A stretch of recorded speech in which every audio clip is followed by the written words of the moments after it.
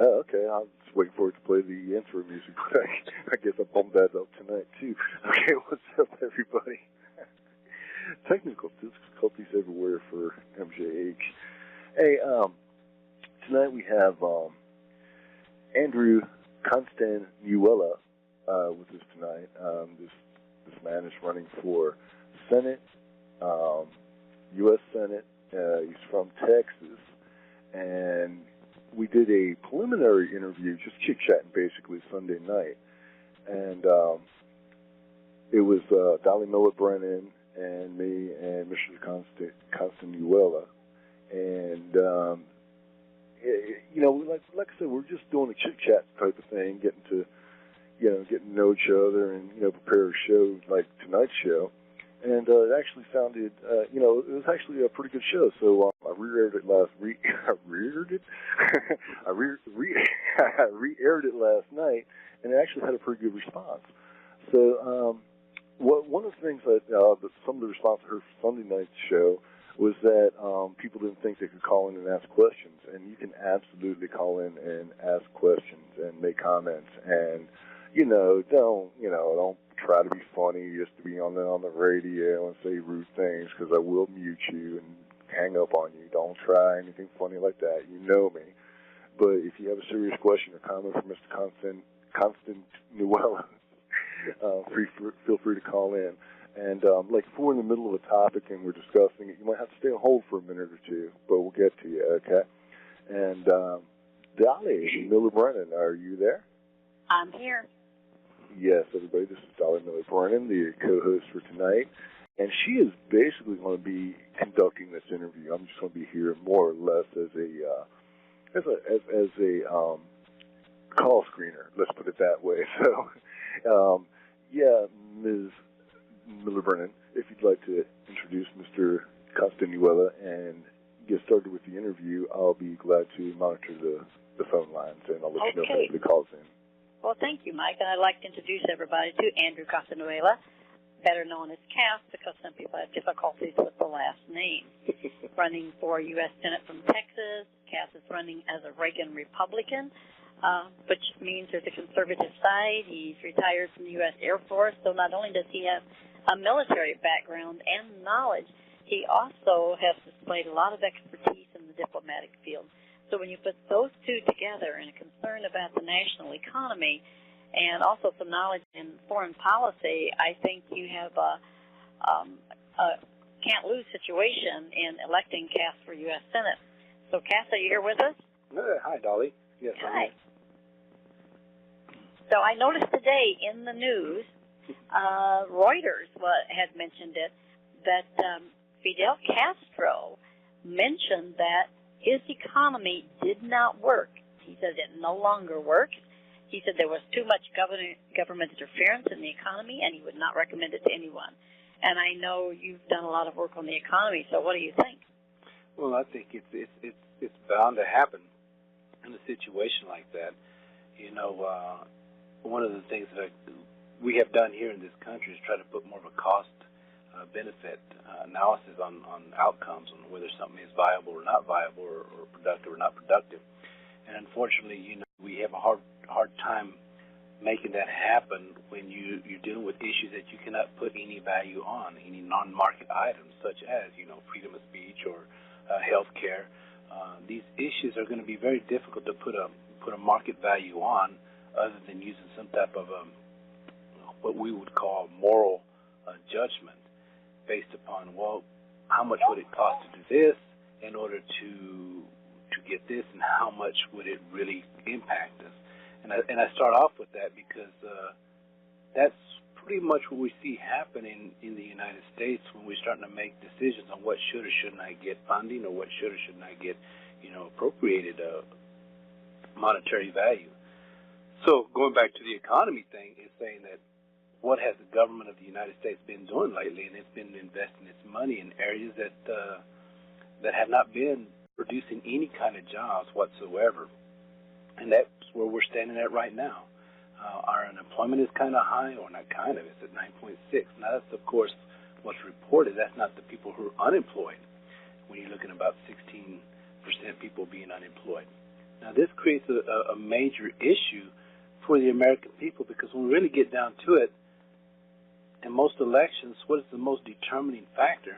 And that is jobs. And what you see right now in most of all your polls is people want jobs. They want to be able to work. And it doesn't make a difference of what the color of your skin is. They want to be able to feed their family and put food on the table. And unfortunately, with a lot of government intervention that we've been having, well, I would even say for maybe the past 40 years easy. I mean, I can go back to, like I said, the Private Administrative Act of 1946 when we established, a lot of bureaucracies. But, this is what's stifled our economy and created a lot of unemployment with a lot of government regulation.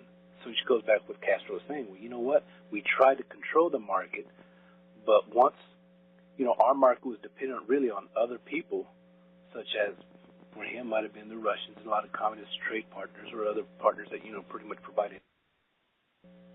Oh. Hello?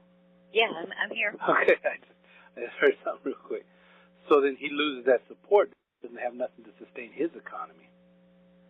So that's why he's suffering the way he is. Because I found that so interesting that he said that today. I also noticed, and here in Austin is reporting Texas unemployment rates on the rise. He said here we're hitting 8.3%, and I wonder what your thoughts were on that. Well, eventually, Texas has led the way, in my opinion, and as some of the other individuals within the country have said that we've been pretty good in Texas about trying to not get too much into a recession. Not to say we're not in one. Trust me, I'm not saying that, but we have been able to work collaboratively with the government and business, and somewhat to sustain these policy issues that kind of come down from Washington. At this point, though, it's coming to a head. The resources are drying up, and it's kind of like I was telling this other individual one time. I said, we get relied, governments, state, local governments rely on a golden goose. We want that golden egg. Well, there's one problem with that. That goose can only lay so many eggs, okay? So you got to be ready, prepared to run your government without a golden egg. And to some degree, I think that's what Texas has done. But our resources are starting to dry up a little bit, and unemployment's rising just slightly, and I say slightly compared to, the other states in the nation. But you're right. I think Texas has led the way with one of the lowest unemployment rates, and now it's beginning to rise. Amarillo, I guess, is still running the least with 5.3, and Midland and Lubbock at 5.4, and I think that is ahead of the other states. It really is, and people contribute that, to Governor Perry, the way he's been able to run the state the past few, not just the past few years, but for a while now. And it's important for government and business to work together to make that happen. For instance, Texas is a work-free state. Okay, that's our policy. You have a right to work. And so that's what I think maybe people don't understand. If you'd explain what a work-free state is. Well, the right to work. You have a right to get a job, and so in other words, that kind of limits the process of people being able to formalize. To some perspective, I don't say unionize, but you have a right to work. You get the job. You got the right to work. You also have the right to show up to work. If you don't work, guess what? You have the right to be fired. You got the right to be fired. But you have the right not to join the union if you don't want to. That's what's important. Yes, and that's what somewhat has been a very positive thing here in Texas is, from that perspective, because it creates the individual or the incentive for the worker to try to go ahead and make their prosperity work for themselves within that text. Well, I know when you talk about the golden egg, everybody needs a golden egg, and Obama was saying, and I think it's in Ohio, where he was speaking, where was it, Parma, Ohio, and he was saying the wealthiest have to be taxed more. We have to redistribute their wealth. Well, where is the incentive for business here? Where is the incentive for private enterprise? Well, there is no incentive. As a matter of fact, it kind of, and that's what I have a problem with our tax system. And if you look at it, because one of the things he also proposed on that was a 15% or $15 billion tax credit for business to invest in research and development and these other things. Well, I look at a tax credit like a rebate. it's a rebate, it's just bait, you know? It's enticing to try to get you to buy something, and maybe you'll send in your receipt, and you might get your refund in 1 week, 2 weeks, 6 weeks, somewhere down the road, maybe 6 months. Tax credits are pretty much functioning the same way, and our tax system is really killing our economy at this point. We need to get away from the tax structure that we have right now. It's killing the small business. It's killing big businesses. Going to something more of a flat tax where, you know, you base it upon 10%, 15 or 20%, and that's it. Boom, cut it off, and people know what they're going to pay. They don't have to worry about filing a tax return the next fiscal year because guess what? You already paid your taxes. The government already knows how much revenue it's going to get. You're going to have to learn to budget your stuff on that revenue. There's no more of this, well, we're going to create this incentive to create this tax, create this incentive to create that tax to try to get more revenue. And then the interesting thing about that, what he said in Ohio, was that the reason he would like to go ahead and continue, he did say continue the Bush tax credits, but he didn't want to continue for those people who make $200,000 more or $250,000 or more. Okay, well, and he went on to say because the middle class was more likely to spend their tax savings.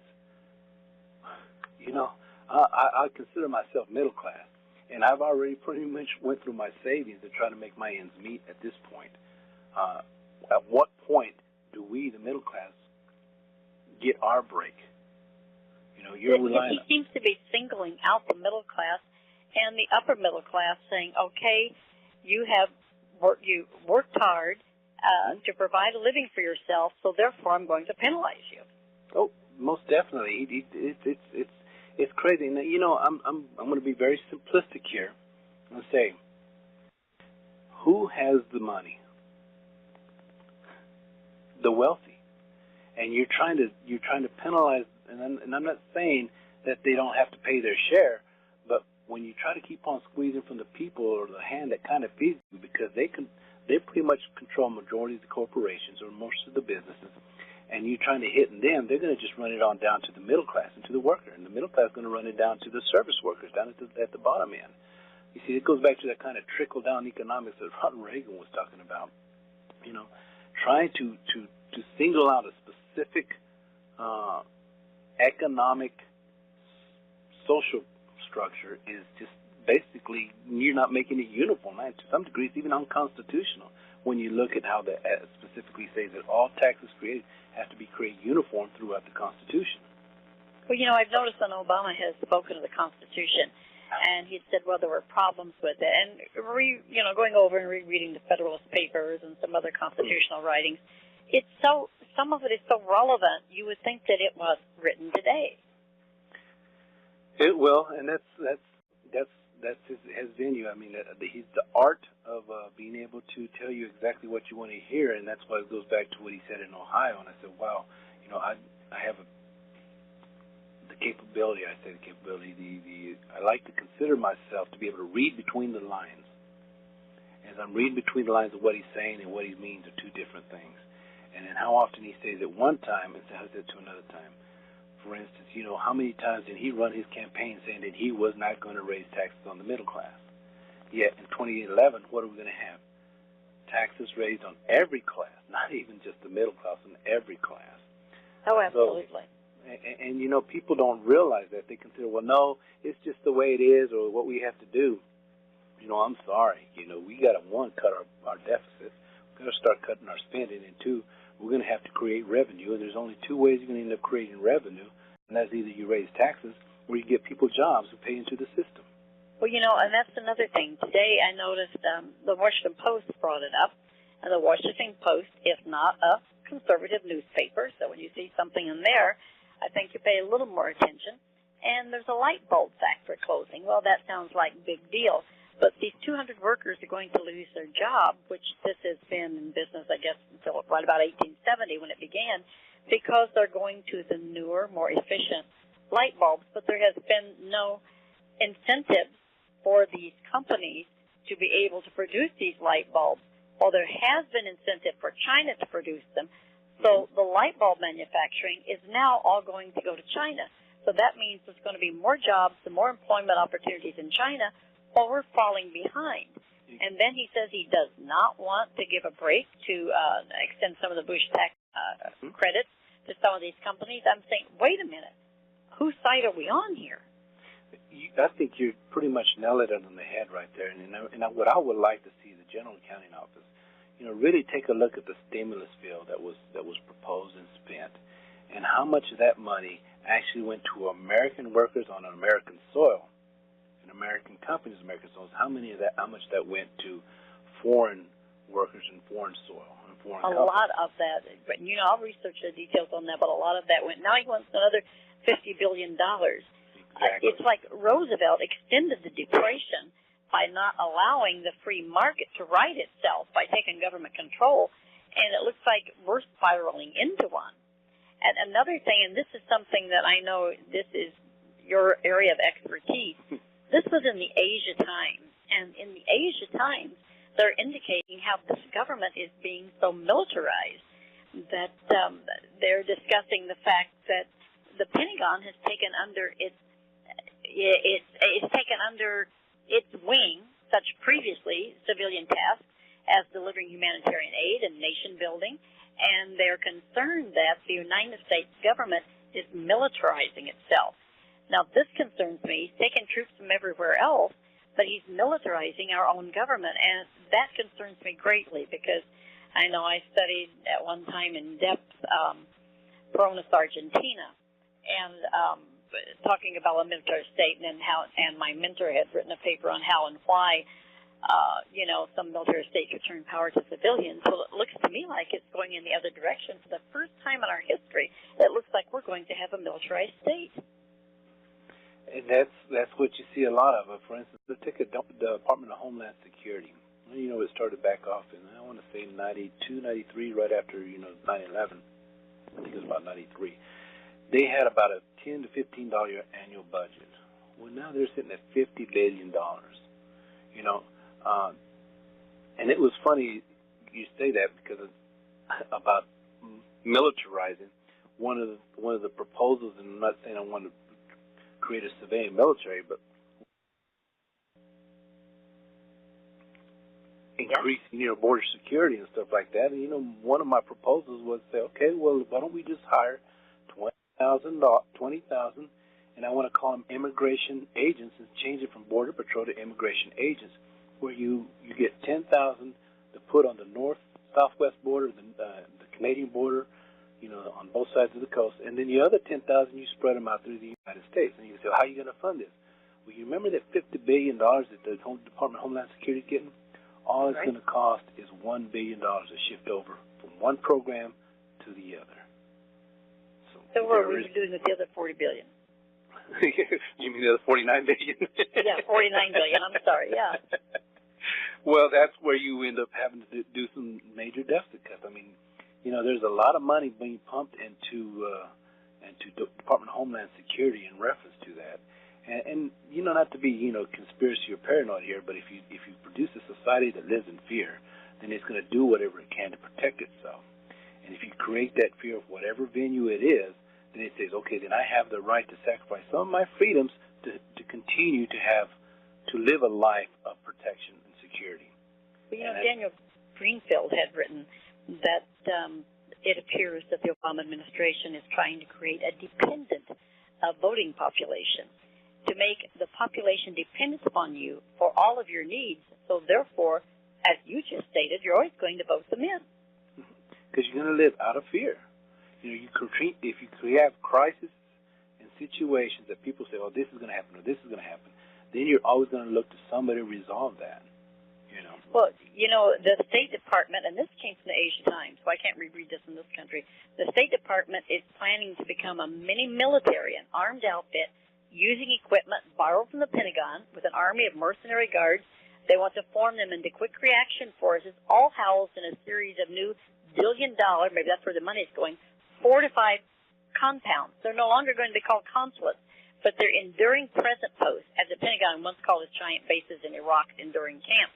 And that's what concerns me. And even the Washington Post has said the Pentagon has managed to take control of more than two-thirds of the intelligence programs in this vast world of U.S. intelligence community. This is almost scary. Well, and it's a double-edged sword because you want both intelligence. You need the intelligence in order to make some decisions to protect your national interest. And at the same time, you look at it from the flip side. They're saying, well, we don't want to sacrifice as many American lives. We want to use as least amount of force to have the most amount of impact. But yet at the same time, if we look at it from the other side of the sword, is saying, but if we create these, who's going to fall under? Who's going to really pretty much control these? You know, one of the things about the Department of Defense, it is, although it's a military organization, it is under civilian control. All the secretaries are civilians. The commander-in-chief is a civilian. And it was written that way so that the military itself could not become power in itself to turn on other individuals. See, this is one thing I like about your candidacy is that you have this military background and you understand that. And when you see that that may shift power, then we really are going to be living in a fearful society, and that concerns me greatly. Well, and the fear is driven whether it has to do with security, whether it has to do with our economy, because right now that is the biggest fear that I feel is going through the American people right now, is their fear of not being able to support their families. Not even a fear. Actually, it might be a fact at this point, to be honest with you. And the thing is, we're not really looking at trying to generate any jobs for our American workers. For instance, take the oil production. What's the one commodity every country needs for its economy? And that's oil. Now, we import a lot of our oil. But if we were to go ahead and drill, for instance, let's just take, we'll take it off, let's call it the Backer Formation in North Dakota. The U.S. Geological Service said there's over 200 billion barrels of oil underneath there. Or if you go off of the one off in Gold Island, off Prudhoe Bay, off Alaska, there's enough oil there to sustain us for another 200 years. And if we become energy independent on our own oil, then we don't have to worry about with the Chinese, who end up controlling the majority of our debt. We now are able to control our own economy with our own oil production, because oil is needed in everything from transportation to the production of certain materials. Without oil, it's hard to do any transportation, which I'm going to flip here, and I'm not trying to schizophrenic or anything like that here, flight of ideas, but going back to his idea of putting $50 billion in transportation, okay, or infrastructure. Infrastructure is along with farming, is one of the backbones of our economy. It takes truckers transporting product from one end of the nation to the other end of the nation. Our truckers do that, our railways do that, and we need the bridges to be able to do that. But it doesn't make a bit of sense if our truckers don't have any product to move. We can have the prettiest roads in the world, but if you have no product to move from the East Coast to the West Coast to the East Coast, or from the north to the south and the south to the north, then what good is a pretty road going to do for you? What a valid point. I mean, everyone is paying attention to the point you just made. First, you create the product, and then the roads. Exactly. I mean, and then the product itself, by the increasing the product or selling the product, increases consumption. Consumption creates more production. Production means more workers. More workers means more people paying taxes into the revenue of the government. And you know, you should travel through southern Illinois. You see oil wells dotted everywhere. I mean, like you said, if we focused on, interstate oil drilling, then we come up energy independent. We don't have to rely. I mean, for instance, if I told you that we got our oil from, let me see, Mexico was the third country we get most of our oil from, and you would say, what? And Canada would be first, because I think we get like 2,100 million barrels of oil a day from Canada, 21 million barrels or something like that, and about 1,100 from Mexico. And then you move on down the ladder, and then, of course, you will see Iraq on there. You'll see Kuwait and Ecuador and some African countries as well. But we're importing this oil. And we even get it from Venezuela as well. About 600 barrels, I believe it is what we get from Venezuela.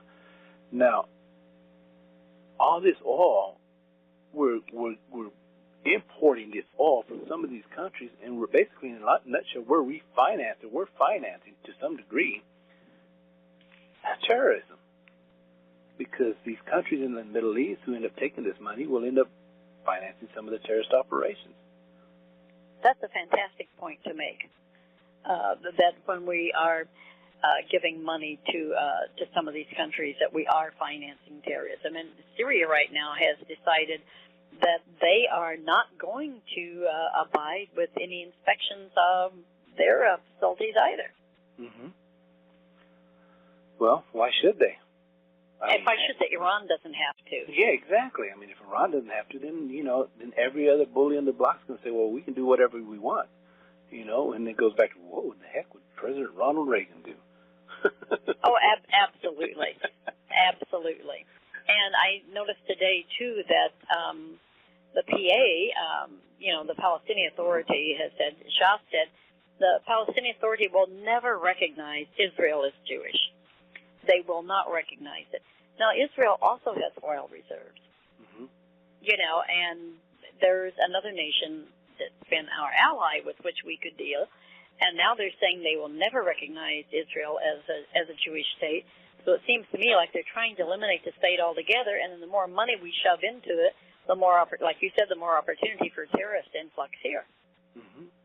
Eventually, it will work its way through some of the terrorists, and even though that, and I'm not deliberately saying that we are financing all of terrorism through our operations, but if you look at anything, everything trickles in its way eventually to some terrorism operation. I mean, if we stop buying Middle Eastern oil, or we start buying it, they're going to sell it to somebody else, and they're more likely will sell it to the Russians, or they're going to sell it to the Chinese. They're going to sell it to somebody who's going to end up doing it because Americans are going to buy it. But guess what? The United States wants to imports most of the oil from all these other countries. And then we start controlling the market value of how much it should or shouldn't do instead of OPEC. Exactly. And the United Nations today came out, too, saying they want a more direct control of the world's economy. And I thought, oh, my God,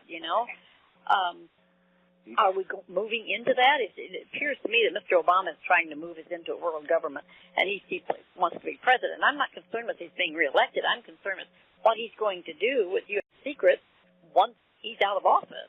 And that's one of the concerning things that, hopefully the integrity of every president who held that position understands that, you're now entitled to so much of vast of information and secrets that even when you leave the office, that you have an ethical code and that you must uphold to. Will this gentleman do that?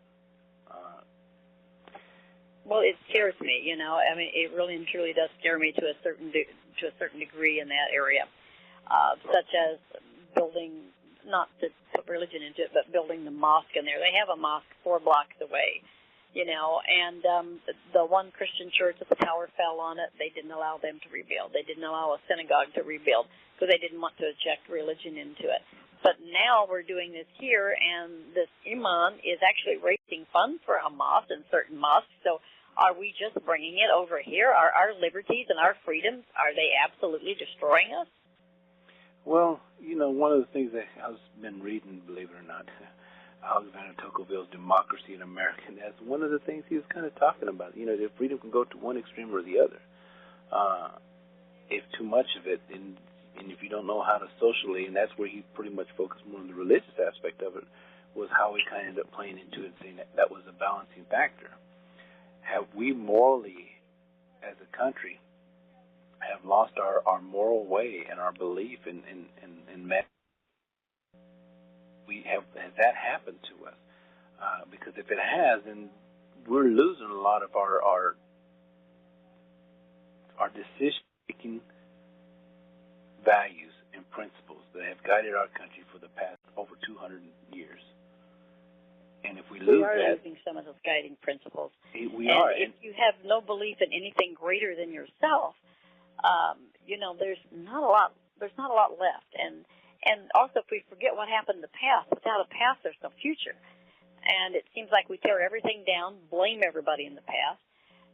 Mr. Obama is still blaming President Bush for everything. When does the buck stop there? I mean, when is he going to own the presidency?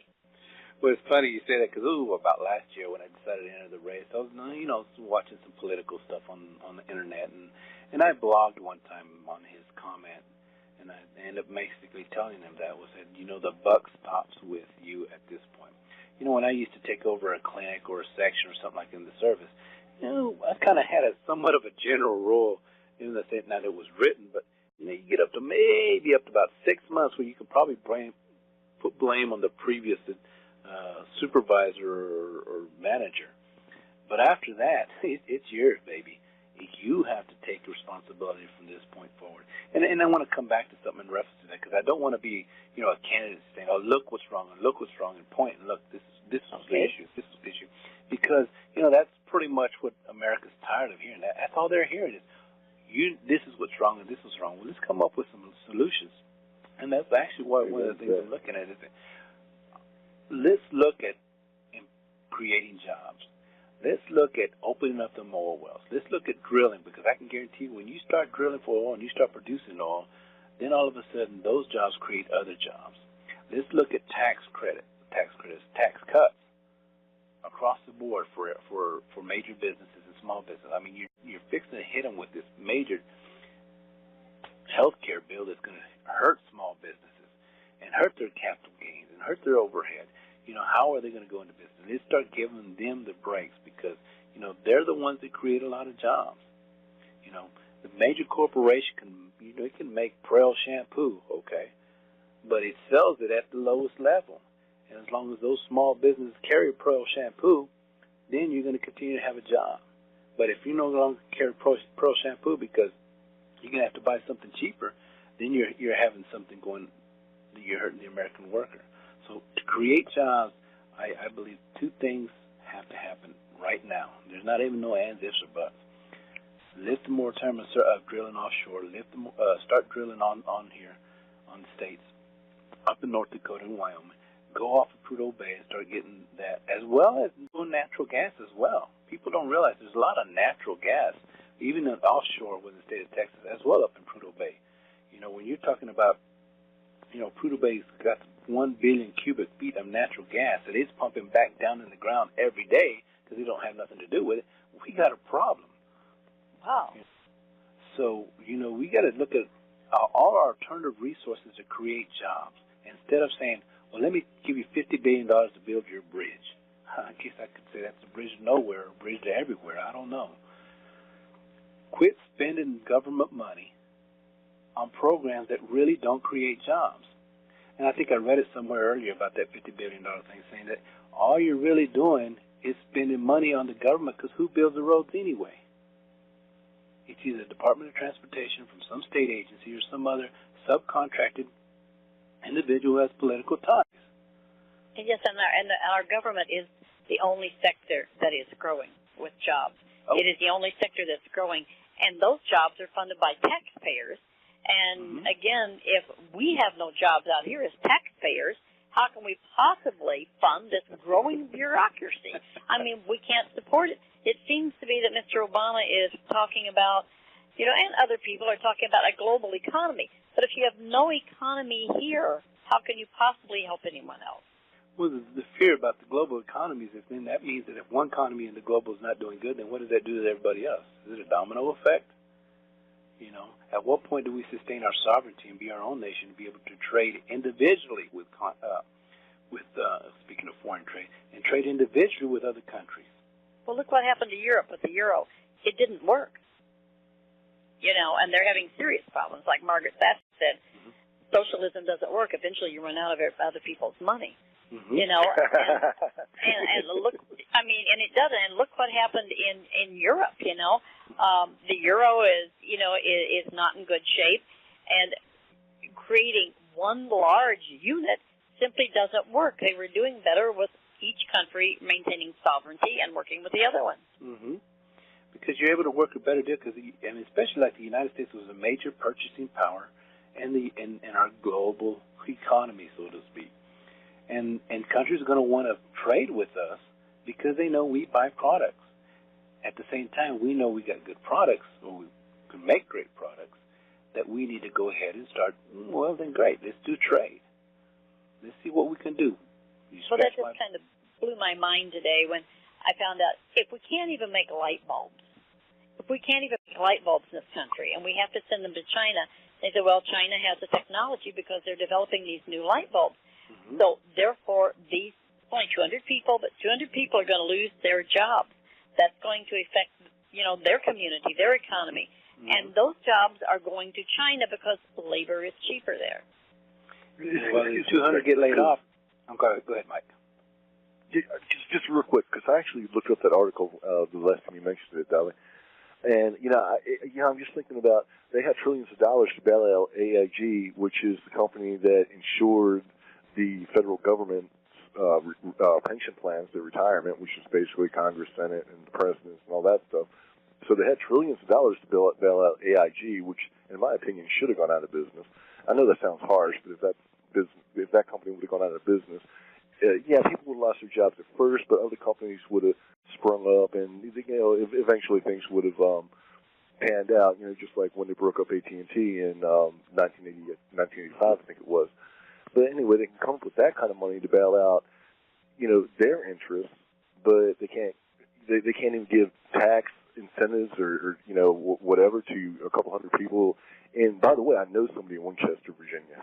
They don't work at the light bulb plant, but yeah, I know somebody there. It's not that far away from me. So yeah, there is something wrong there. Where people can, a government can spend money on what they want to, trillions of dollars, and then they can't give a tax cut to a small company that's about to go out of business and let that whole industry, even if it's just light bulbs, let that whole industry go overseas. Exactly. And those 200 people, they're going to affect the businesses in their area. So it's just going to snowball. And that's one of the things about living in a small town where I live in, population 20,000 people. People say, what, 20,000? Well, actually, I grew up in a town with about 3,000, but that's another story. But you understand how you work together as a small town. You understand how it affects everything. So, taking those 200 people, say, well, 200 is nothing compared to, the 16% that we have unemployed. Well, no, 200 is it's everything for those 200 people. Not to mention, they're going to probably go on unemployment, and guess what? Where are we going to get the unemployment insurance money from? Uncle Sam. Exactly. Again, but what scares me with this is there a plan here to focus on creating unemployment so that, as you say, you have a fearful society because you are not going to think about world affairs if you have to put food in your belly, if you have to put food in your children's belly.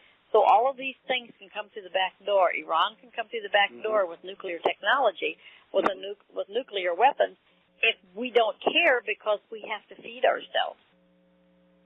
Well, it goes to Maslow's hierarchy of needs. And his first one is basically physical needs. We need air, food, water, shelter to be able to provide for us. And that's just, to some degree, the human nature. Once we get those taken care of, guess what the next one is? Safety, security. At that point, then we start focusing on those other needs that you just discussed. Iran getting nuclear weapons, the North Koreans, the Chinese building up their military, including their navy. What the Russians are maybe doing over in Russia. They just continue to evolve, but we're focused on the fact that we need jobs, which is vitally important because you can remember when one thing was Russia was they were spending a lot of the gross domestic product on their military, and Reagan kind of knew it, and he said, well, hey, maybe we'll outspend them. And sure enough, they couldn't sustain that to a great degree, so they ended up having their economy went shot.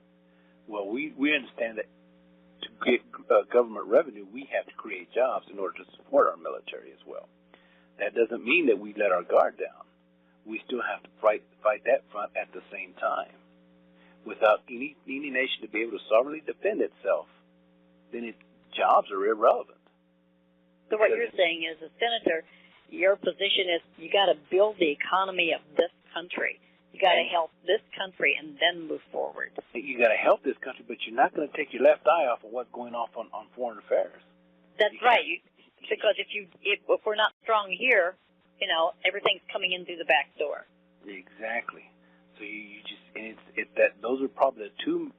I always tell somebody, tell me what your priorities in life are.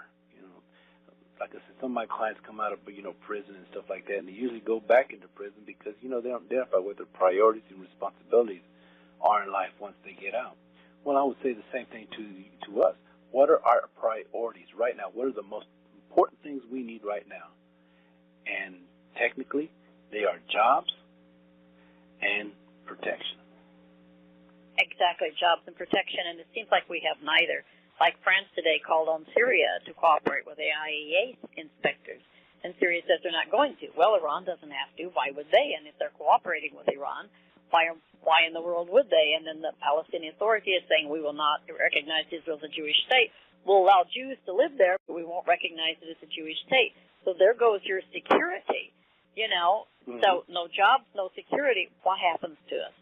And it goes right back to what I'm saying. What is our solution right now? Maybe and that looking back, and let's just go back to the what I call the Bakken Formation up in North Dakota. 200 billion barrels of oil. At 200 billion barrels, at $90 a barrel, that's $18 trillion of revenue. Two things. One, I just created jobs. Two, I became energy independent from the Middle East. And three, I can now fund my military.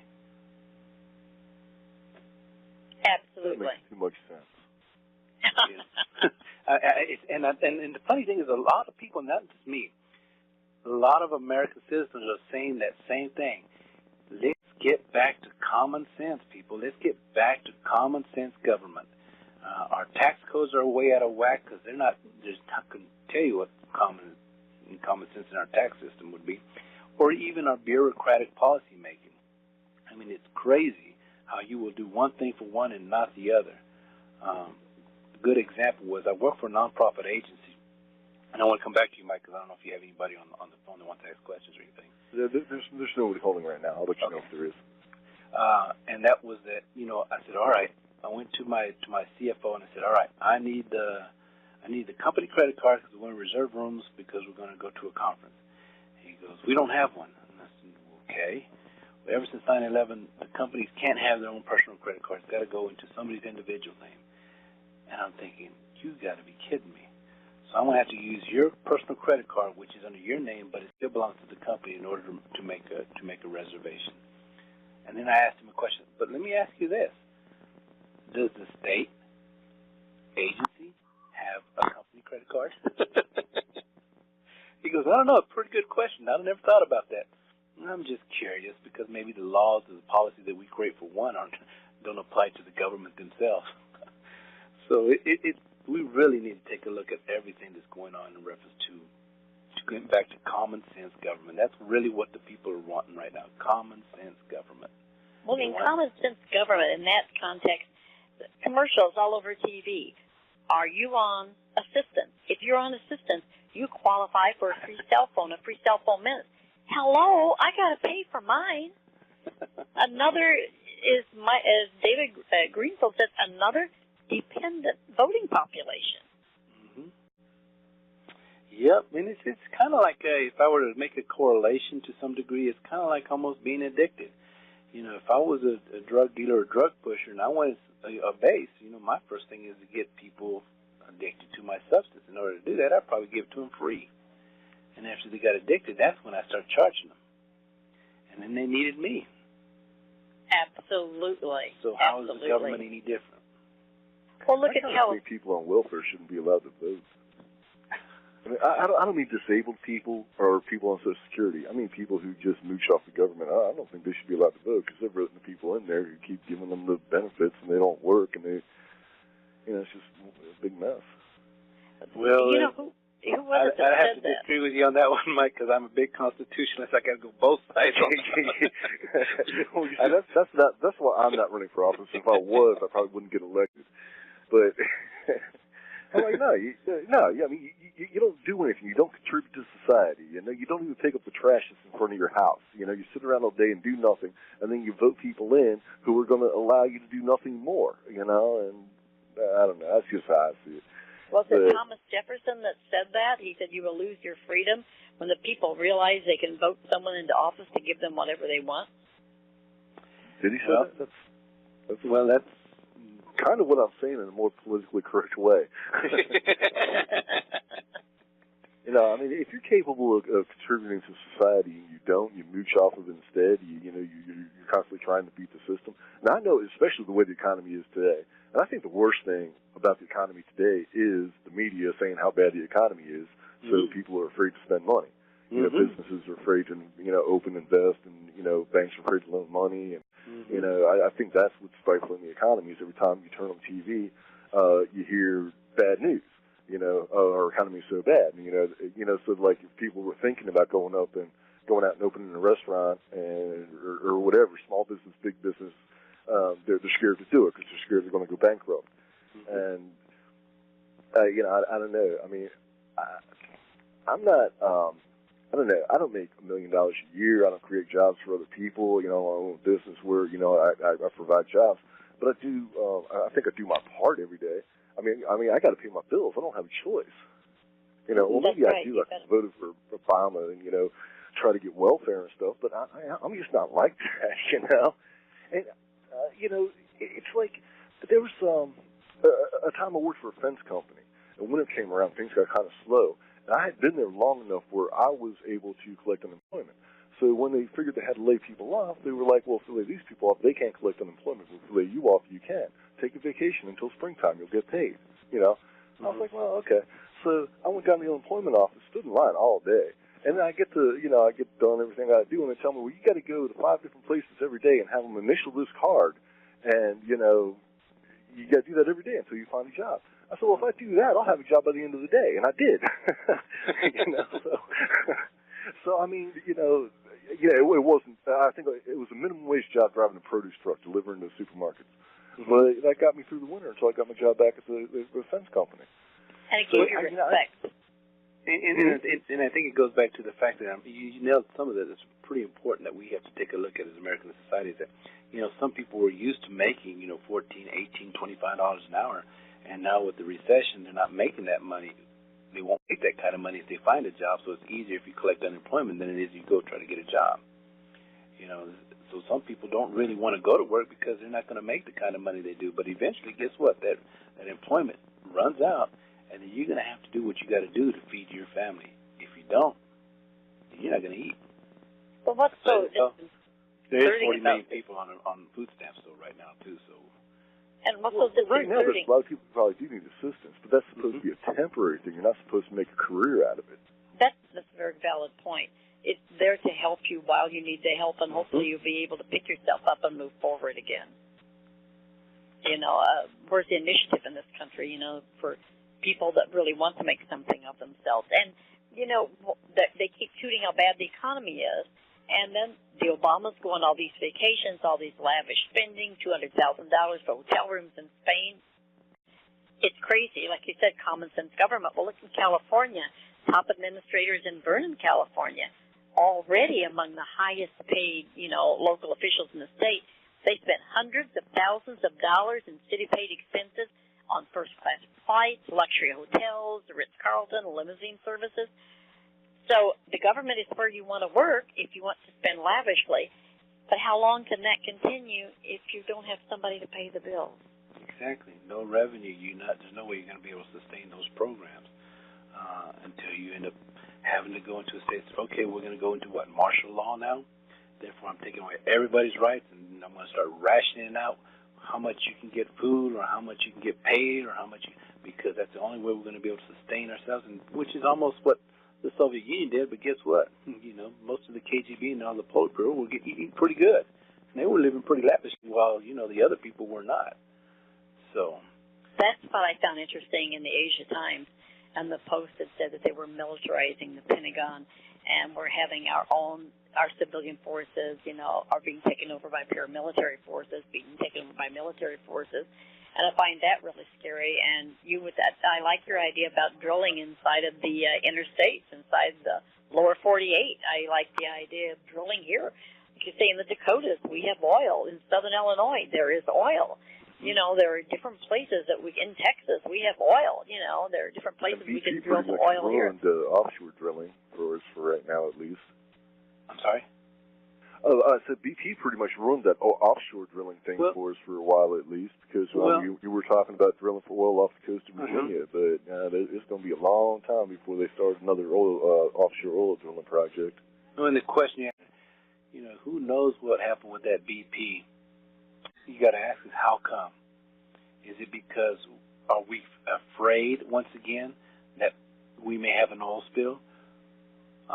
It goes right back to the fear of things. I'm not so sure that, and I'm being, for those listeners listening out there, who knows what happened with that BP oil rig? What concerns me is that BP didn't want to drill out that far. They wanted to drill closer to shore in case there was, some kind of an error. They said in case of worst-case scenario disaster, it was more containable if they drilled closer to the shore. But the Obama administration said, no, you're not going to drill close to shore. We're not going to allow that. We want you to move further offshore. And if they had been allowed to drill closer to shore, this probably wouldn't have happened. Well, which goes right back to government intervention, which is saying, okay, who gave you know what I'm saying? On what authority, unless she's trying to use, the environmental agency, what's the other one, the energy agency, I can't think right off the top of my head, to do an executive order. This is where unilateral policies are being made. And unfortunately, our House of Representatives has empowered the president with so much power that he can just write an executive order and can make it happen. Where's the leadership in our Congress to say, look, I'm sorry, you're out of line. If they want to drill, they can drill. We do not manage private industry. That's a valid point. And again, that's another reason to put you in office, because the thoughts are not to have government-controlled private industry. And I like your thoughts on that because, yes, BP had wanted to drill closer to shore. I'm not saying they're not responsible. Of course they are. But, there's enough blame to go all the way around. Mm-hmm. They're not the only ones. But Texas has ranked up among the best in unemployment. Wisconsin is running like a 12 to 14% unemployment rate. Yeah. Are they second, or is it Michigan? And what does Michigan run? Well, I think it's California, Nevada, and then it must be Michigan. It's the top three, or Wisconsin. One of those two is really running the top three in the U.S. for unemployment. And the jobs are going away. Look in Virginia. They're sending the jobs to China. And this just really concerns me. What was it Mr. Obama said? It was going to be good for the world. You needed to maintain a good 9% unemployment rate. Hello? He said it a while back. It's like, what planet are you living on, sir? Obama's mouth. Pardon? I said another gem out of Obama's mouth. Yeah, what planet are you living on, sir? It's good for the world to have a 9% unemployment rate. Well, those 9% of the people that aren't filling their bellies at night, And that's very, very important. Now, Andrew, because you have a military background, which to me indicates, and criminal justice background, which to me indicates a knowledge in crime statistics. What are your thoughts on that in this country? And in Texas? To be honest with you, I don't have anything significant to, or especially as far as criminal justice. More or less in the healthcare industry, where I spent my 20 years in the service. But looking at the crime situation, and I do study that because it crosses my desk as a majority of my clients are involved in some type of the legal process, and it goes back to, from a sociological perspective, as people don't have jobs and people are not able to put food on the table, they're going to do whatever they can to put food on the table. So you'll probably see crime starting to rise, or has risen in some areas versus the others. Whether that's burglary, or whether that's drug trafficking, or other areas, or goes back to the concept of what I would say Maslow's hierarchy of needs. People are going to want to feed their families.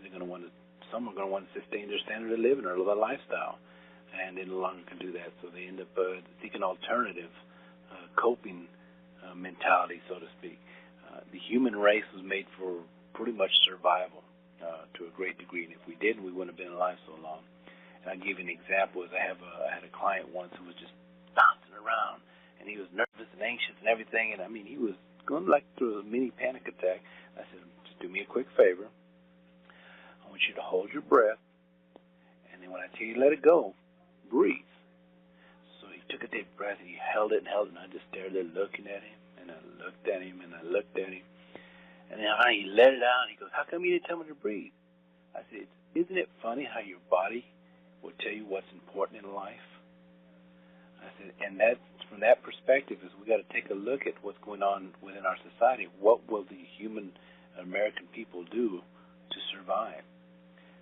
And we need to come to resolutions. We need solutions now. We need to avoid trying to go down that other end of the pendulum till we get into chaos and anarchy and all the other stuff that maybe some organizations would love to have for us to be in, because then they can just pretty much step in and say, okay, we're the saviors of the world. Here's how we're going to save you.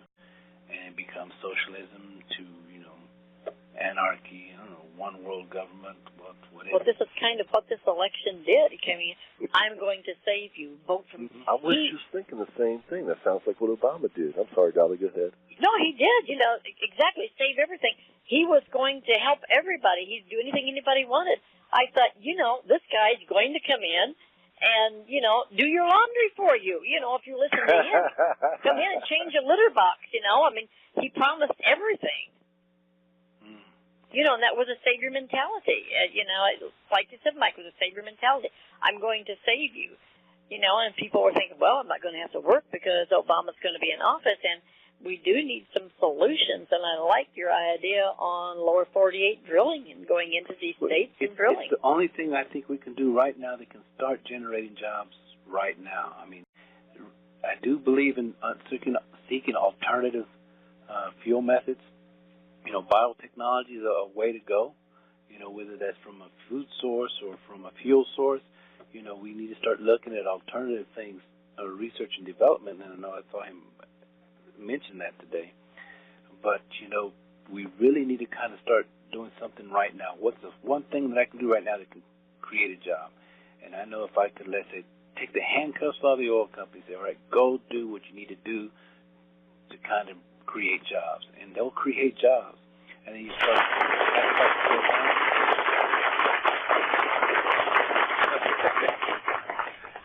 and you see the gas prices going down, products go down, people start investing, people start spending money. I mean, it all just kind of goes, hand in flow with this one simple commodity that can kind of start business now until we can get to other things that we need to focus on.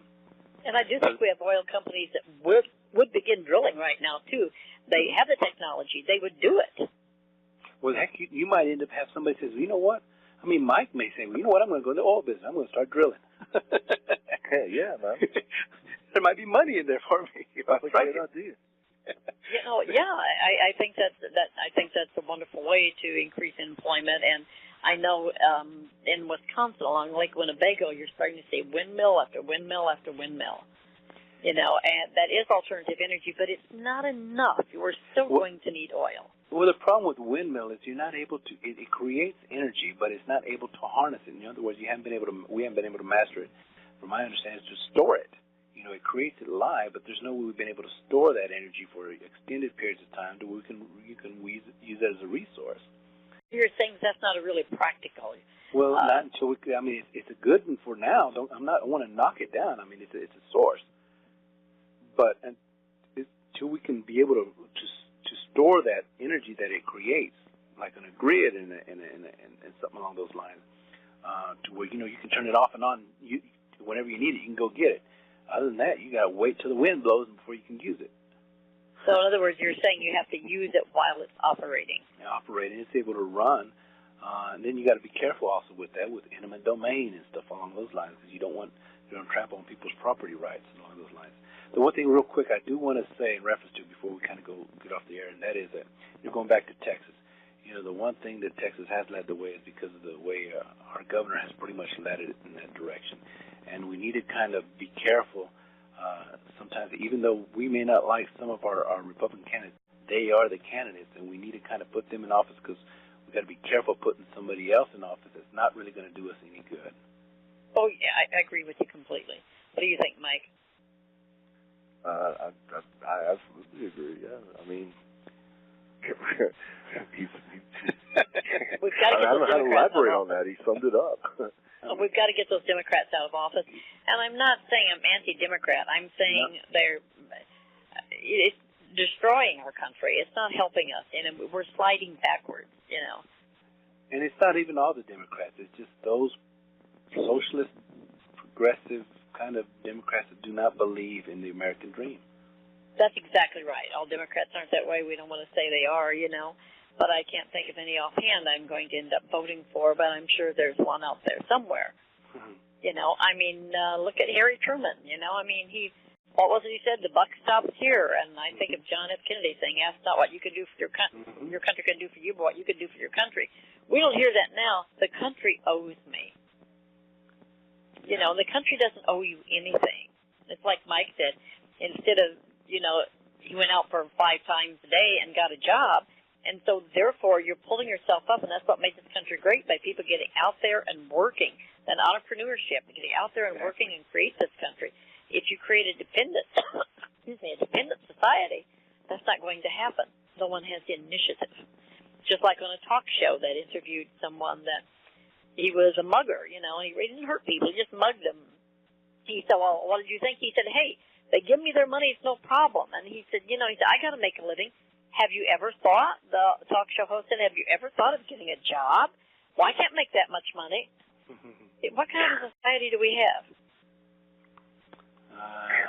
Materialistic. I don't know, but I thought, not mugging, but I saw that coming when Obama was running. And by the way, I campaigned for McCain, and I was a big supporter of McCain, but I was just totally against Obama, And I saw that right off the bat about people depending on the government and how he was trying to phase out the middle class. Where it was either going to be poor people relying on the government or rich people supporting the government, and just like no in between. And especially when they came out with that thing about where they were talking about taxing small companies that made more than $250,000 a year, taxing the heck out of those companies. And I mean, it's like, where's the incentive to start a business? Not everybody, I forget the guy's name who started Walmart, but, that guy, he started with, one store or something like that. Mm-hmm. The guy who started McDonald's, it was like one little drive up, And now these are multi-billion-dollar corporations. But not everybody, you got to start somewhere is what I'm saying. Exactly. And where's the incentive to start? Hmm? And I had the pleasure of actually meeting him because I did work for Walmart before I joined the service. And I'll tell you, really? he had a very straight mentality. He knew that I take care of my workers take care of me. We're all on the same team. I'm not better than you, you're not better than me. But we do have one goal in mind, and that was the customer. And the customer was always right. Unfortunately, I don't see that same slogan on Walmart anymore. No, because it's a big corporation with the chairmen of the board, the board and all this stuff, and it's just big business now. But anyway, what if Obama was president when that guy was trying to start his Walmart or McDonald's or whatever, and they're thinking, well, hell, I got a great idea for a restaurant or a big superstore, but they're going to tax the hell out of me if I try that. And I can't afford health care for everybody right off the bat, And I think companies should supply health care, but not everybody can afford to do that right off the bat. Just like if I decided to open a restaurant today, I don't know where, I'd have to go to banks just to get the loans to open a restaurant. Mm-hmm. Then I'd have to wait 2 years before I actually started making a profit. And, but you never know that one restaurant could turn into a chain nationwide. That could be a millionaire and be able to pay more employees, pay for all their health care for them and their families and give them Christmas bonuses and top pay and all that stuff. But, well, look at the Colonel when he took it around Kentucky. There's another great example. That's what he did, and look at what you have now. KFC and Taco Bell. KFC, Taco Bell, and Pizza Hut are the same place. They have one around here. You pull up, you can order a slice of pizza, a chicken leg, and a taco. I can remember White Castle. All at once. I'm serious. Yeah, you can do that. Yeah, yes, you're right. The entrepreneurship isn't here today because people just can't do it. Like you said, you got to go to a bank, you got to borrow all that money. And I like Andrew's idea of focusing. Let's focus on one thing, and we can right now, we need energy. We focus on the oil industry in the lower 48 instead of spending billions on highways when we have no product to carry over those highways. Exactly. You know, I think they're that... putting the cart before the horse in Washington. They really are. You know, Obama wants to get up there and act like Mr. Big Spender. Yeah, I'll pay for everything. Don't worry about it. Just rely on me. Rely on the government. And, well, there's people who love that. Yeah, you should have. Well, you probably did. If you live in America, you were probably driving by the Saturday before Election Day, 2008, and saw them lined up around the door of the churches and the schools.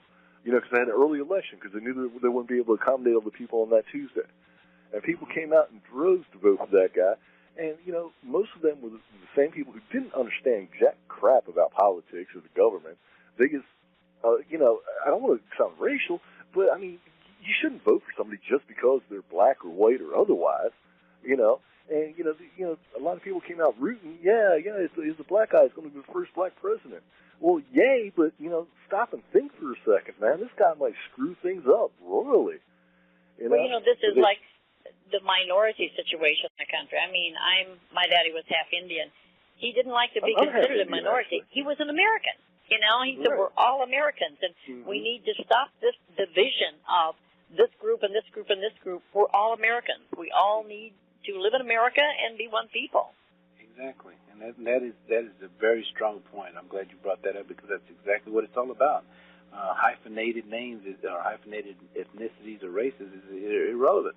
You know, once our immigration policy is based on nationalization, which basically means you become an American once you choose to be a citizen. And therefore, America is your country. It's your home now. Well, like Mike said, it doesn't matter the color or the race. You know, come on, we're Americans, you know, and we need to get past that. But we seem to be going backwards, and we're sectioning ourselves off. We're beginning to compartmentalize ourselves more than we did before. When used to, everybody wanted to be an American. They just wanted to blend, and no one wants to blend anymore. No. That uniquely American flavor. Some hell here and there. I'm sorry, what did you say, Dolly? I said we've lost that completely uniquely American flavor. Well, what's that? You want to raise a little hell? We're all for that. No, that's what I said. That's why I don't mind raising a little hell now and then. You know, like, you know, whether it's Blog Talk Radio or Ning or, you know, wherever I'm out on the Internet, you would be surprised how many sites I got banned from during the election in 2008. I'm not even being funny. I have probably been banned from more sites than you have ever been on. And it's you know, I just, because I go in there, I speak the truth, but, you know, they're all like, oh, Obama's going to save the world, you know.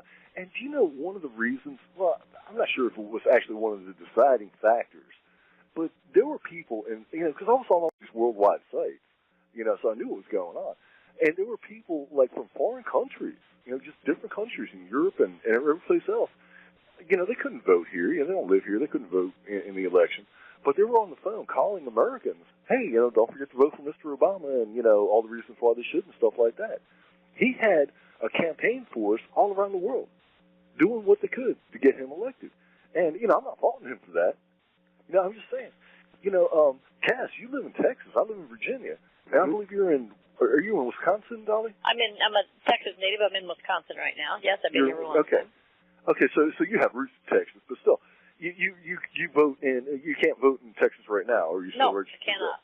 There? Okay. No, I'm not registered there. In Wisconsin. Okay, but you see, we're all supporting this guy, you know, because we know if he gets in there, he's going to be making decisions and voting not just for Texas, you know, primarily for Texas. That's who he represents, but he's going to be making decisions for, you know, things that can pertain to the whole world. You know, and we want somebody to get in there. I don't care if he's in Texas or Wisconsin or Virginia. And we got great people here in Virginia. We really do. Mm-hmm. You know, I can't complain too much about our politicians here. And our unemployment rate is between 7 and 8. I haven't checked lately. And so I mean, we're doing really well here in Virginia. But you know, we still have the Ford plant closed. You know, we had a Ford plant here in Norfolk that closed.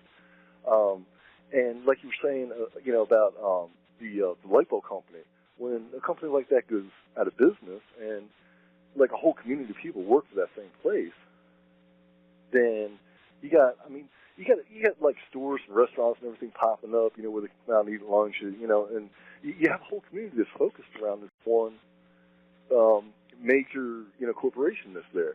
In our case, it was a Ford plant. In Winchester, is the light bulb company now. But yeah, those jobs and those companies, you know, a lot, you know, the city relies on the revenue. So I mean, yeah, that's even those 200 people. You know, there's companies like laying off 10,000 people.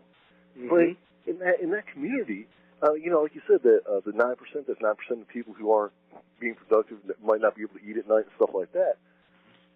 So, I mean, trying to sum this up. By the way, we're off the air. We don't have to worry about time. Okay. We're not streaming anymore. But I do believe when you go over it, it is still on the podcast, and when you play it back, you'll be able to hear all this. Uh-huh. But yeah, it's like when a community relies on a major corporation, everything centers around that, especially in smaller communities. We're a really large area here, like a metropolitan area, yeah. So we've got like 7 major cities, really. There are 7 really big cities that make up one major area.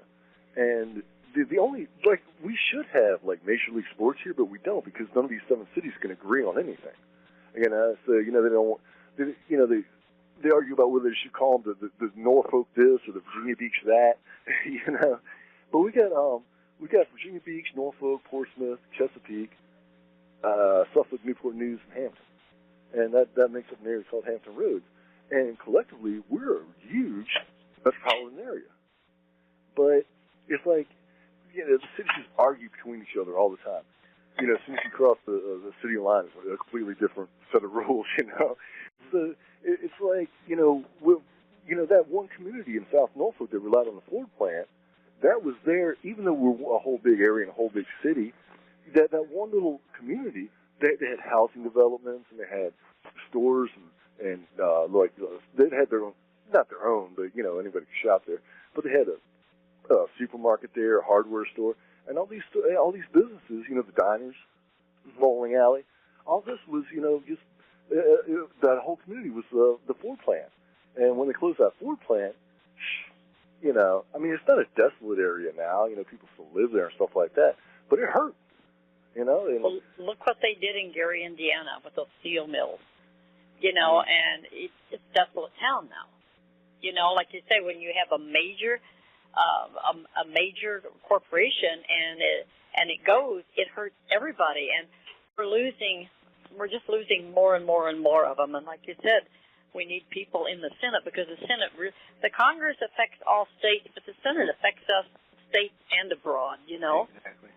You know, and that's why we need someone in office that's really going to look out, like, not just for Texas, but look out for everywhere. And when you said sports teams, that reminds me when the Houston Oilers, when the Astros built their new stadium, and the Oilers said, we need a new stadium, the mayor said, go ahead and build one. He said, no, if you don't build it, we're going to leave. So they got back to him, and they said, well, and the mayor said, I'm not building it. And they said, okay. And then they came back, and they said, well, he said, you know, we didn't renew your contract. He got on TV. Only in Texas will they do that. He got on TV, and he said, don't let the screen door hit you in the ass on the way out. We are Houston. We don't need you.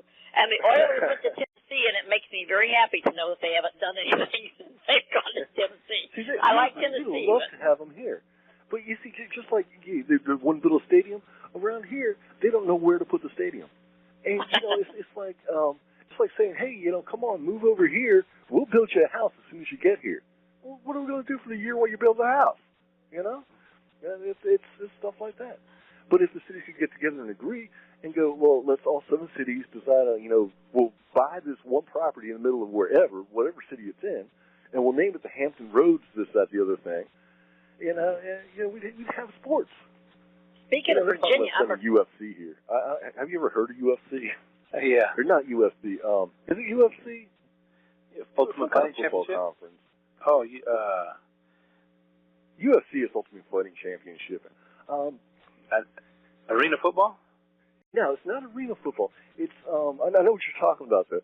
It's not NFL. but it's like professional football, and they want to have one of those teams here. And we're supposed to be celebrating and clapping because they're going to have that crap here. No, we want an NFL team. We have AAA baseball. We have, I guess it's AAA hockey. I don't know, but we have a big hockey team here. But it's not NHL. They won't even let us have NASCAR here because they're afraid it'll attract a bad element. I'm not the biggest NASCAR fan, but come on. Well, in Wisconsin, the minor league started really taking precedence when the Brewers went on strike, and people got so PO'd, they're saying, wait a minute, y'all are making all that money, and you're still complaining? So they started going to the minor league games. So now Appleton, Wisconsin, they're going pretty good with their minor league baseball team and the minor league hockey teams. They're saying, like one man said, he said, I take my wife and my 2 children to the Brewers game. He said it's $200, and all we get is a hot dog and a Coke. Yeah. So they're starting to go to the minor league games because they can take their families, they can make a day of it, and it doesn't cost you an arm and a leg, especially now that there is so much unemployment. People are going more and more to these minor league games. Oh, well, we support our minor league teams. Don't get me wrong. I'm not complaining about that. But but now that we're talking about getting NFL, every time they have an expansion team or a team moves, we speak up. Hey, over here. We'll come check you out. And then we have 7 mayors arguing about what they're going to name it, where they're going to build the stadium, and they're just like, okay, we'll check back with you guys later. Yeah. So, it's not their fault. But, then they're going to go, well, you're not ready for an NFL, so, we're going to give you UFL and see how that goes. UFL. UFL, that's what it is. So, speaking of Virginia, I'm a Richmond descendant, John Richmond. Believe it or not, I do have the Virginia roots. Oh, okay. Well, there you go. Way back when yonder, John Richmond. Richmond, Virginia, Richmond, New York, and Richmond, Indiana. I got a letter once from somebody that was maintaining a cemetery, and some of the Richmond tombstones or markers or whatever were in disarray, and she found me on a list of descendants. Well, I can't go out there and take care of that. But that's when I found out I was on the list of descendants. Well, anyway, that's another story. Nobody cares about that. What we really want to do is try and get some funds raised for Andrew because, unfortunately, politics does take money. And you got to get out there. I mean, just printing your signs takes money. Just putting a sign in someone's yard. And those signs are important. I mean, when you see signs all the way down the street, a highway, especially for people that really don't pay a lot of attention to who they vote for, they say, well, that must be a good guy. His signs are everywhere. I've heard that before. Exactly. Well, the interesting thing was that, speaking of that, I've been able, at least, I don't know whether I shared this with you or not, back in February when we thought we were going to have a special election, where I ended up pulling 15% of the vote with only spending like $8,000. Oh, my goodness. Then that's a very good sign for you to go ahead and continue to run, and that's encouragement in fundraising, too, because if you spend $8,000 and pull 15% of the vote, that means if you've got the money to get your name out there, that you're going to be able to command more. Yeah, and the good thing was there was 5 of us, and we were all within 10 points of each other. So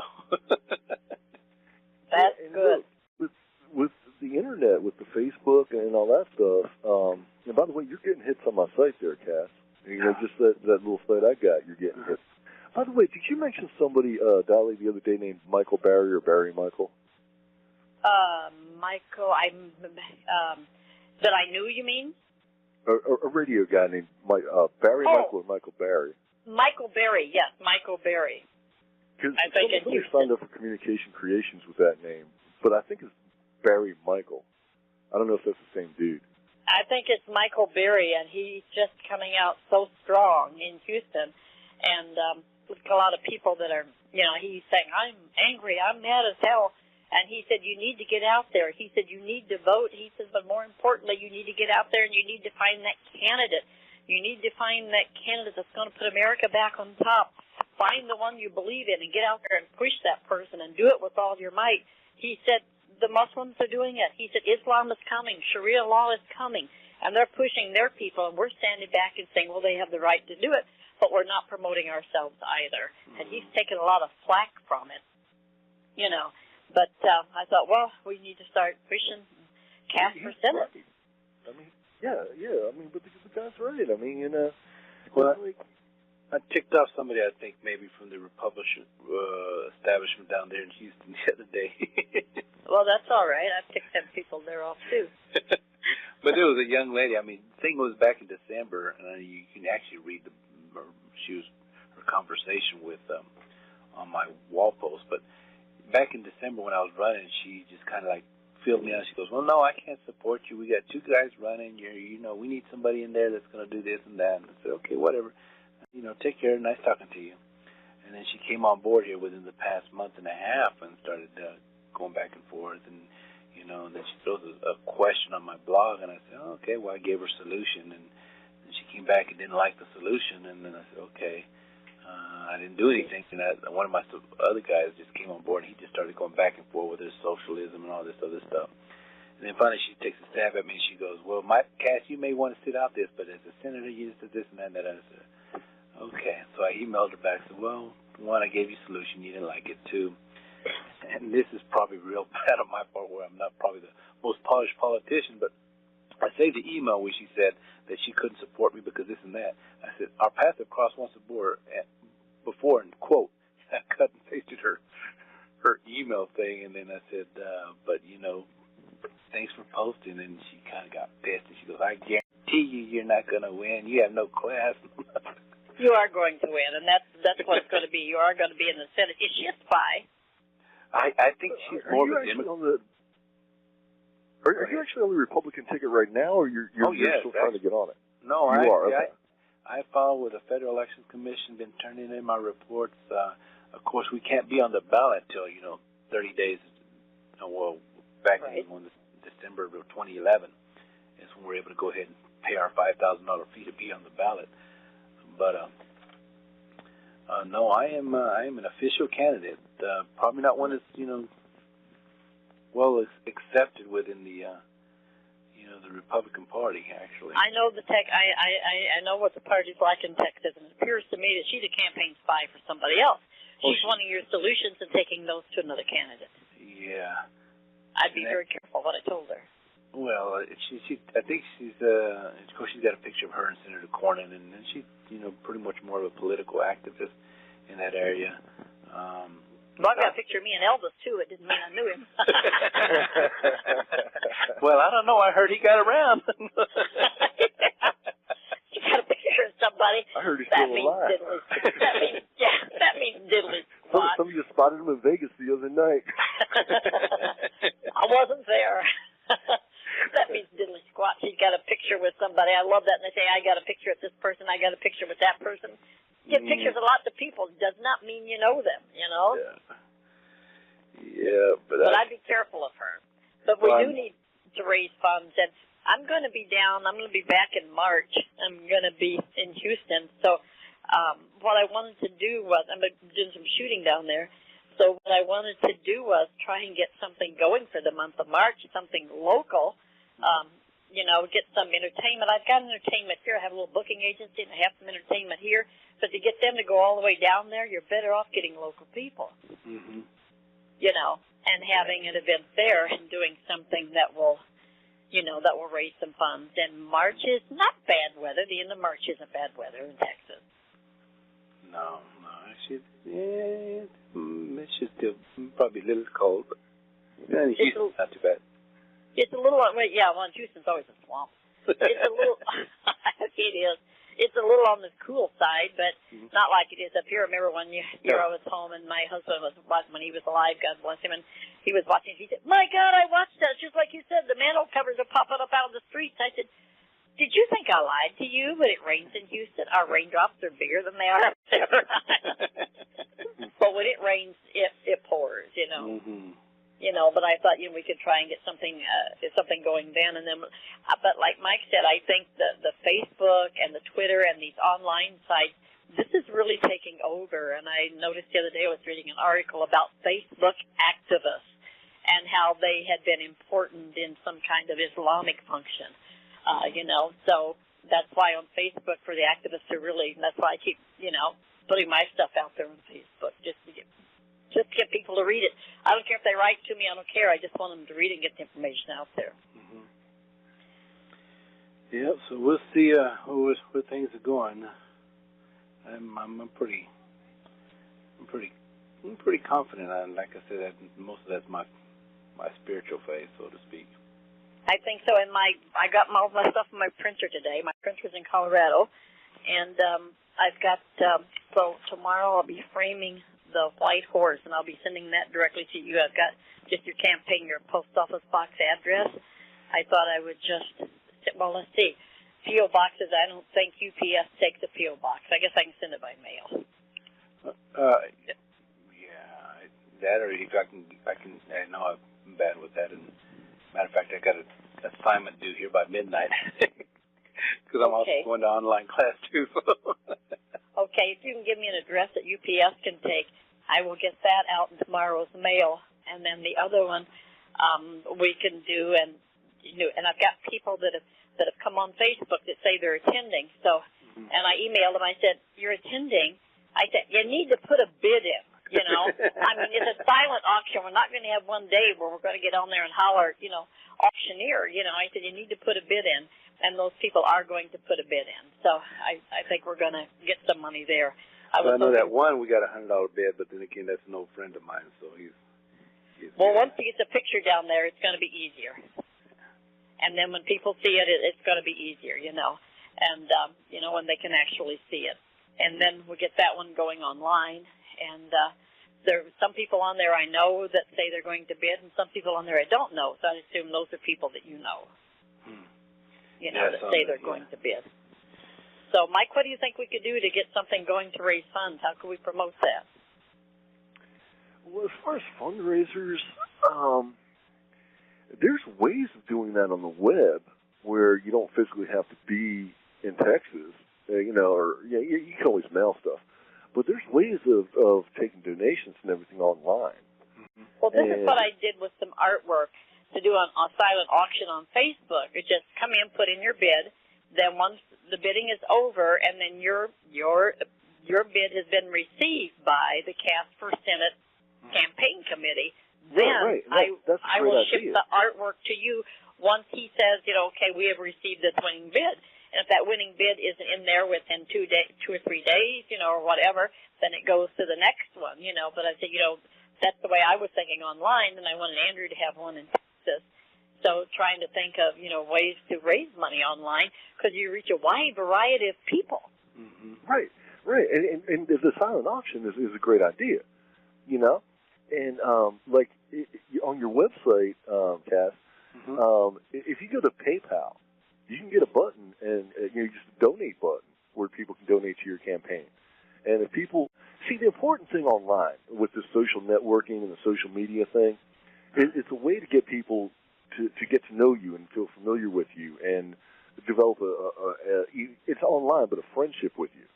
Okay, to feel like they know you and feel like they have a friend running for Senate. And if you can promote yourself, you see, I don't know that much about campaigns and politics, But what I do know is the web, because that's what I've been working with for the past 8 years. Really, 2001, about 9 years. I've been doing web design for 8 of those. So, with the social media thing, the more audience and the more followers you can get. I don't just mean your Twitter followers. I mean actual people who follow you. The more people who follow you, people who follow them, they're going to see you. Oh, who's this Cass guy? He's a friend of my friend. Let me check him out. Oh, well, this guy talks good sense. I like how he talks. I like what he has to say. Let me listen into his blog talk radio shows. Let me check out his website. They see the donate button. Well, you don't know, man. They could be a poor guy like me, or they could be millionaires and go, hey, I'm going to support this guy and drop you $10,000. You never know. But if that button's not there, I'm sorry. You can donate with a PayPal button. Absolutely. Mike, what's the number again? I'm going to go dead on this phone. I'm going to have to use the other phone. Okay. What's the number? Your number. You're not going to be able to call back in because we're already the show's already. Yeah. This phone, I'm going to lose it. We're about to wind it up anyway. Yeah. Okay. We can do this again. We can do it next Wednesday or Sunday. Just let me know. Cass, you tell us the time that's good for you, and we'll do it again. And think of an issue that you really want to promote. Well, probably the big one that's probably going to it'll light your light board. well, actually, switchboard up if you have one. And that's going to be the illegal immigration issue. And I'm trying to put my position together on that. I have a colleague who's kind of throwing it together for me, and I looked at what he proposed, and I said, no, there's some of that I cannot not really go with right now. Okay, what I'll do, I'll forward you and both of you the information I had. I didn't bring it up tonight because I didn't think you wanted to go with it, but it's about some information came out from behind the scenes at the UN where they want to get a worldwide immigration policy going on to keep these immigrants flowing from country to country. So I'll send that to you. Okay, yeah, that'd be good. But I didn't want to approach it tonight because it would lead us into a whole other ball game. Basically, whatever topic, like Sunday we did a general topic, and I noticed that Sunday you, Cass, mostly were familiar with talking about U.S. defense and foreign policy. So that's what I themed tonight's show. Now, if you have something more specific or, like something you want to tackle each week, that'd be great. Just like, if you want to talk about, like when you get that thing about the immigration, when you get that together, that'd be a great show. Sure, a weekly visit with Casper Senate, and each week you have an issue to develop, so where by the time the elections come, people are really going to know who you are and what you stand for. Okay, I know you guys aren't big fans of Obama, but have you checked out WhiteHouse.gov and seen the way they do things? I have. I couldn't do that. They were following me, and I blocked them. It pissed me off. Go to the actual website, and you see that Obama every day they have a video up. So I mean, like, especially if you're a fan of Obama. But if you're not a fan, you can still go to that website and see what latest gem came out of his mouth today. That's not a bad. These are all good ideas, Mike. Yes. All good ideas, yes. And to get that out, and I'm going to lose y'all pretty soon. Like I didn't use the cell, I used the landline because I didn't know if the cell would break up, and then the landlines ended up breaking up. But those are all good ideas. Like once a week, have something going on. Okay. Yeah, make a couple of YouTube videos. Just let people get to know you. That's the most important thing. And the more people you have follow you, the more people you're going to have follow you. So that's the best way I know of to do things. As far as fundraising and stuff like that, I really don't know that much about it. But I know if you put a donate button on your site, that you might get some donations. You might not, but you ain't going to get them if you ain't got that button. That's right. Now let's I have the donate. Mail them to you. Yeah, and I do have the donate button, like you said. But so you say PayPal's better? Oh yes. But I'm thinking people probably, I don't know, and I got it says contribute, and it got donate, and if you click it, it automatically takes it to my internet site where I've contracted with, somebody actually in D.C. to take credit cards and stuff like that. But what I've heard is people are reluctant to kind of put their credit card information in there, and they're probably more comfortable with PayPal than they are with people know and trust PayPal. They see PayPal, they know it's secure. I think everybody does trust PayPal, and PayPal accounts are free, and it's really nice to go on. They do take 1.9%. Like when people do, I'm not sure about the donations, but when you sell something, they take 1.9% as a processing fee. So, but that's not that much.